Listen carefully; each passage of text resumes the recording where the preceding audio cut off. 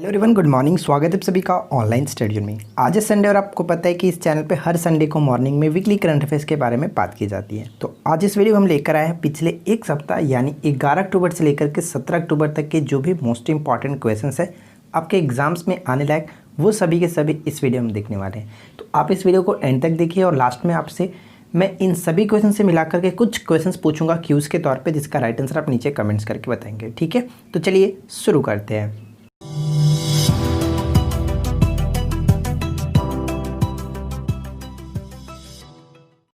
किस राज्य ने पानी की गुणवत्ता का आकलन करने के लिए मोबाइल जल परीक्षण प्रयोगशाला शुरुआत की है?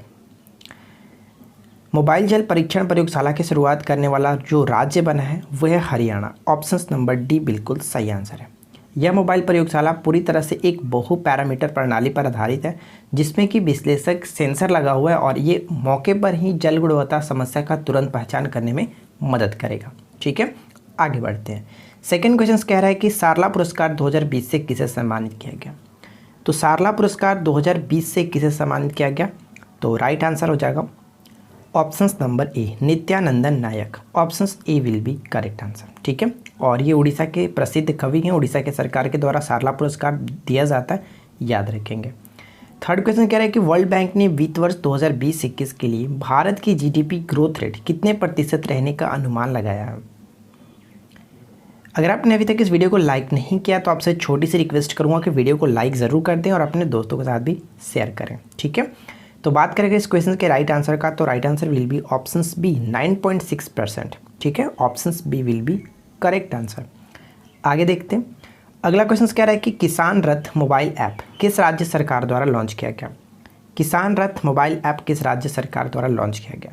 सबसे पहले बात करते हैं कि किसान रथ मोबाइल ऐप से होगा क्या। तो इस ऐप की मदद से किसान समय पर फल और सब्जियों को ऑनलाइन बेच सकेंगे और ये सरकार असम के सरकार के द्वारा शुरू की गई है। ठीक है, ऑप्शन नंबर ए सही आंसर हो जाता है।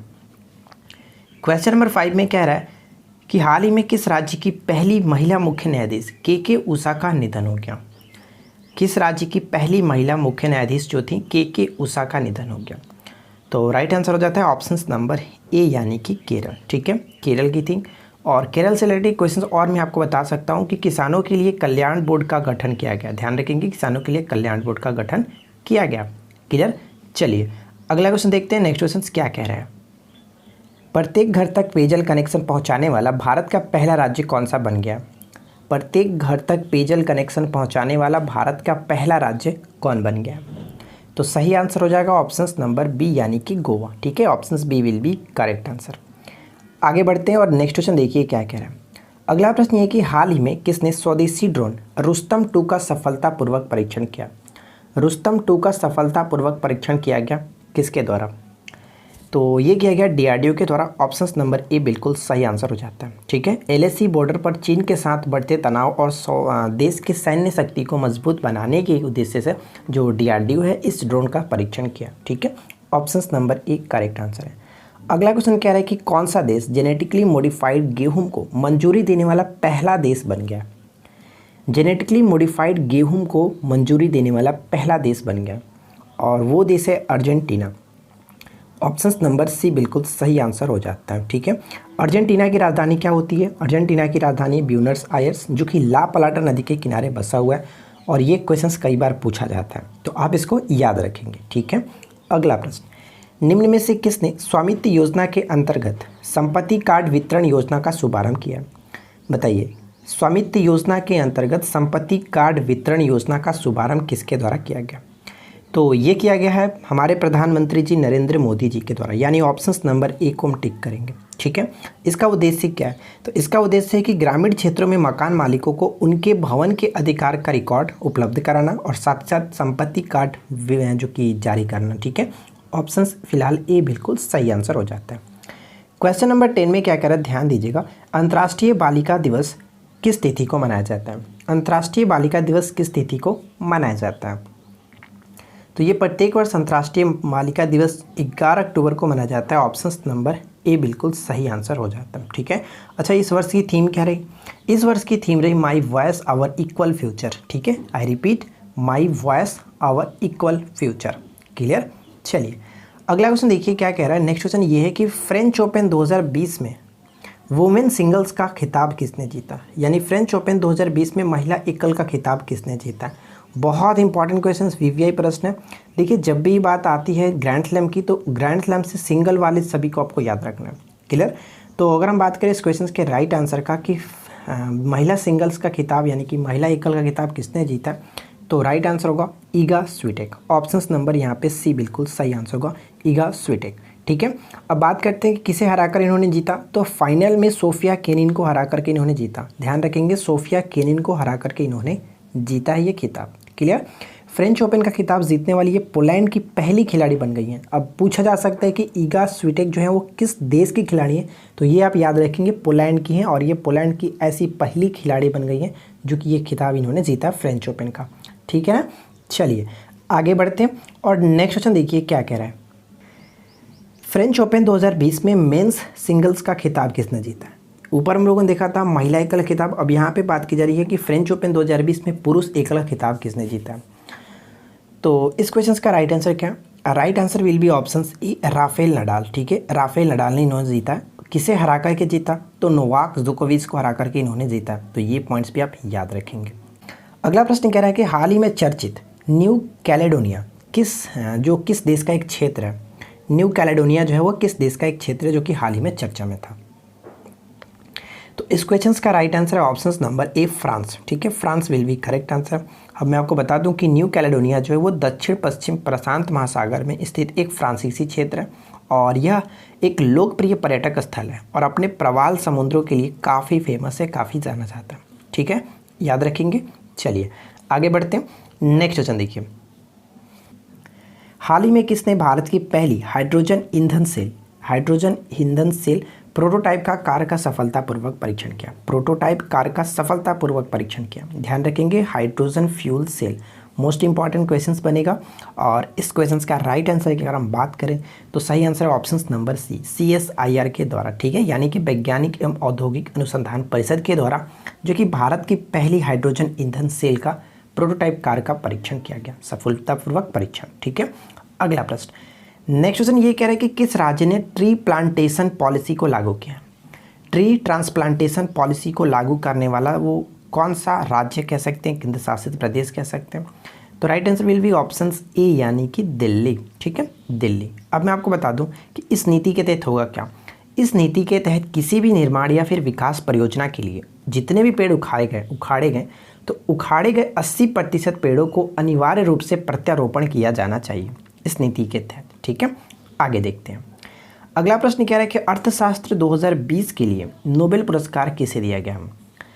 तो इकोनॉमिक्स के क्षेत्र में जो नोबेल पुरस्कार दिया गया वो किसे दिया गया। तो राइट आंसर क्या होगा, करेक्ट आंसर हो जाता है ऑप्शंस नंबर यहाँ पे फिलहाल बी। ठीक है, बी यानी कि पॉल मिलग्रोम। अब मैं आपको बता दूं कि पॉल मिलग्रोम के साथ साथ एक और है रॉबर्ट वी विल्सन, इनको भी दिया गया, रॉबर्ट वी विल्सन। ठीक है, याद रखेंगे। चलिए अगला क्वेश्चन देखिए। नेक्स्ट प्रश्न ये कह रहा है कि हाल ही में चर्चित मरुमणि शब्द किस राज्य कला को पुनर्जीवित करने के लिए एक सोशल मीडिया अभियान से संबंधित है। मरुमणि शब्द जो है वो किस राज्य कला को पुनर्जीवित करने के लिए एक सोशल मीडिया अभियान है। तो इस क्वेश्चन का राइट आंसर हो जाता है ऑप्शन नंबर बी यानी कि राजस्थान। ठीक है, अब मैं आपको बता दूं कि इस अभियान के तहत जोधपुर जिले के मोकलवास गांव में अमूर्त संस्कृति विरासत और परंपराओं की रक्षा के लिए कई आभासी जो कार्यक्रम आयोजित किए गए हैं, वहीं पे ये शब्द जो कि चर्चा में रहा था मरुमणि शब्द। ठीक है, आगे बढ़ते हैं। नेक्स्ट प्रश्न है कि हाल ही में विजया राजे सिंधिया के स्मरण में प्रधानमंत्री नरेंद्र मोदी द्वारा कितने रुपए का सिक्का जारी किया गया। काफ़ी अच्छा प्रश्न बन जाता है कि विजय राजे सिंधिया के स्मरण में जो कि प्रधानमंत्री नरेंद्र मोदी जी के द्वारा कितने रुपए का सिक्का जारी किया गया। तो हाल ही में इनकी 100वीं जयंती पे, ठीक है, विजय राजे सिंधिया की 100वीं जयंती पे जो कि 100 रुपये का सिक्का जारी किया गया। Option A will be correct answer. अब बात ये आती है कि विजय राजे सिंधिया कौन थे, तो मैं आपको बता दूं कौन थे नहीं कौन थी। ठीक है, और ये कौन थी तो मैं आपको बताता हूँ कि लोकप्रिय रूप से कह सकते हैं कि ग्वालियर की राजमाता के रूप में जानी जाती थी। और विजय राजे सिंधिया का जो जन्म हुआ था वो लेख कह सकते हैं लेख दिवेश्वरी देवी के रूप में हुआ था। ठीक है, ये पॉइंट्स याद रखेंगे। और सबसे इंपॉर्टेंट पॉइंट्स थे कि ये वो कौन थी, तो वो जंग संघ कह सकते हैं जनसंघ की सक्रिय एक सदस्य थी और भारतीय जनता पार्टी के संस्थापक सदस्यों में से एक थी। ठीक है, भारतीय जनता पार्टी के संस्थापक सदस्यों में से एक थी। क्लियर। चलिए आगे बढ़ते हैं और नेक्स्ट क्वेश्चन देखिए। अगला पॉइंट क्या कह रहा है कि सार्वजनिक शिक्षा को पूरी तरह से डिजिटल बनाने वाला पहला राज्य कौन बन गया। तो इस क्वेश्चन का राइट आंसर क्या होगा। सार्वजनिक शिक्षा को पूरी तरह से डिजिटल बनाने वाला जो पहला राज्य बना है वो है ऑप्शन नंबर ए यानी कि केरल। ठीक है, केरल बिल्कुल सही आंसर होगा। अपने सभी सार्वजनिक स्कूलों में उच्च तकनीकी कक्षाओं को विकसित करने वाला, सार्वजनिक शिक्षा क्षेत्र को पूरी तरह से डिजिटल करने वाला ये पहला ऐसा राज्य बन गया। अगला प्रश्न, अभ्यास सुरक्षा कवच भारतीय सेना और किसके बीच दोनों का एक संयुक्त अभ्यास है। अभ्यास सुरक्षा कवच जो है भारतीय सेना और किसके बीच जो कि एक संयुक्त अभ्यास है। तो राइट आंसर हो जाएगा ऑप्शन नंबर सी यानी कि महाराष्ट्र पुलिस। ध्यान रखेंगे, देखिए अभ्यास सुरक्षा कवच जो है वो भारतीय सेना के साथ साथ महाराष्ट्र पुलिस का एक संयुक्त कह सकते हैं कि अभ्यास है। ठीक है, जिसका हाल ही में आयोजन कहाँ पे किया गया, तो हाल ही में इसका आयोजन पुणे में किया गया। ये पॉइंट्स याद रखेंगे। ठीक है, साथ ही साथ एक चीज़ मैं आपको और बता दूं कि हाल ही में कोचिंग में 2 दिवसीय तटीय सुरक्षा, ठीक है, तटीय सुरक्षा अभ्यास सागर कवच का समापन हुआ है। ये देखिए अभ्यास सुरक्षा कवच था और हाल ही मैंने आपको ये बताया कि कोचिन में 2 दिवसीय तटीय सुरक्षा जो अभ्यास था सागर कवच। ठीक है, सागर कवच का जो कि समापन हुआ है, सागर कवच, ये पॉइंट्स भी याद रखेंगे। क्लियर। सागर कवच का कहाँ पे हुआ, कोचिन में, जबकि अभ्यास सुरक्षा कवच जो था ये पुणे में हुआ है। तो ये दोनों अलग अलग चीज़ें, दोनों याद रखेंगे। ठीक है, चलिए आगे बढ़ते हैं। देखिए नेक्स्ट क्वेश्चन क्या कह रहा है।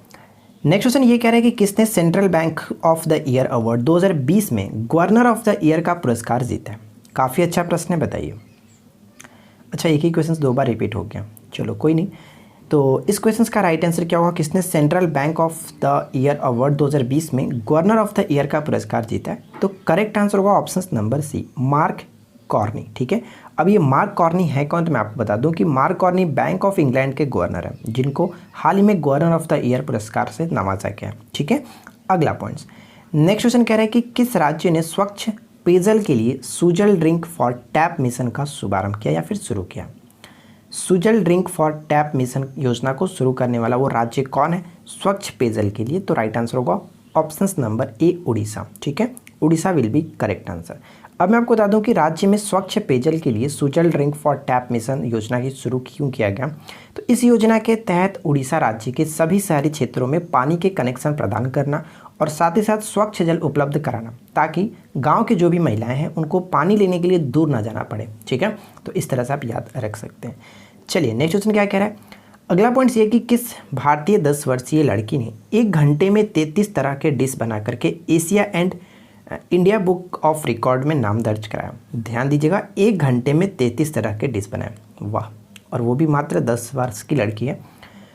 तो इनका नाम क्या है, right answer will be option C, Saanvi M Prajeet. Option C will be correct answer. ठीक है, आगे बढ़ते हैं। नेक्स्ट क्वेश्चन देखिए क्या कह रहे हैं। भारत ने अर्टॉन कैपिटल पासपोर्ट इंडेक्स 2020 में कौन सा स्थान हासिल किया। अर्टॉन कैपिटल पासपोर्ट इंडेक्स 2020 में भारत को जो रैंक मिला है वो है 58, यानी ऑप्शन नंबर ए सही आंसर है। शीर्ष स्थान पे कौन रहा, न्यूजीलैंड। अंतिम स्थान पे कौन रहा, अफगानिस्तान। तो ये चीज़ आप याद रखेंगे। ठीक है, अगला क्वेश्चन। नेक्स्ट क्वेश्चन कह रहा है कि एनटीपीसी के सीएमडी गुरदीप सिंह का कार्यकाल कितने वर्षों तक बढ़ा दिया गया। देखिए मैं आपको बता दूं कि गुरदीप सिंह जो है वो सबसे पहले 2016 में जो कि एनटीपीसी का अध्यक्ष और प्रबंध निदेशक का कार्यभार संभाला था 2016 में, लेकिन अब इनका कार्यकाल जो कि पुनः बढ़ा करके 2025 तक कर दिया गया। ऑप्शंस नंबर हम डी को टिक करेंगे। ठीक है, options D will be correct answer.